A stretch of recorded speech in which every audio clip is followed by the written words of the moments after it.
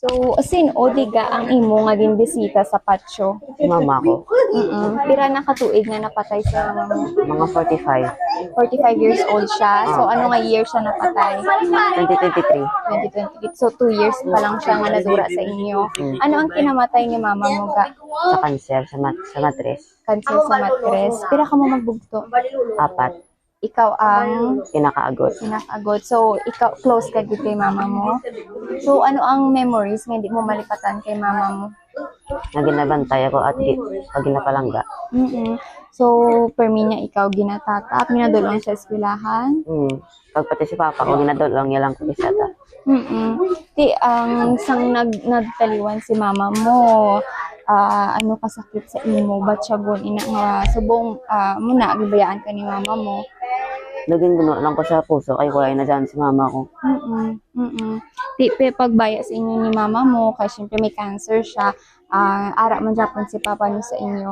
Oo. Why si Papa nakadto sa pagpatay ni Mama kay tapon sa tanis ng pulis. Ang sahaw? Aranasan ko na pa lang to eh. Asang una? Oo.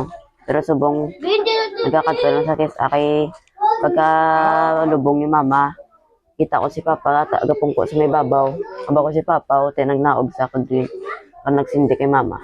Nga isa dakpon si papa mo ka pulis na ano si papa mo? Ang may kawat siya. Pero ginprisuhan niya ini wala. Kaisa pa lang sa pesan pero nakagwa man sa. Nakagwa man sa.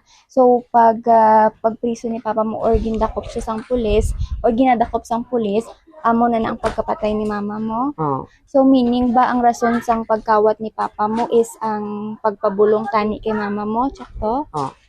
Mahambal naton nga do kulang ang kwarta kinahanglanan sa pagpabulong kay mama mo amo na ginhimo ni papa mo. Mo na ang reason. Ti subong okay na si papa mo, nakagwa na siya.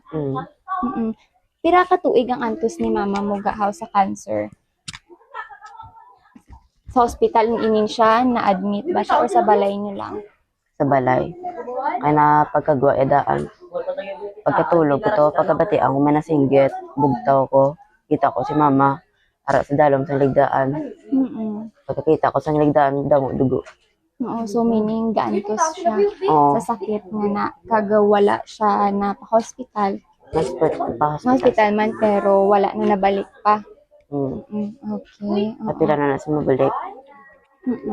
So wala na nakaya ni mama mo. Si papa mo okay na, nakagawa na siya. Okay. Kasi subonghay, kamusta ang imong pangabuhi or kamusta ka mo? Mayo man kay, pero kung wala si Mama, kapag tayo masakon. Sa paano mo nahambal? Paano mo nahambal nga mabudlay subong nga wala ka sang mama? Kaya mapalangga sa akon, pero napalangga man ko manong ko.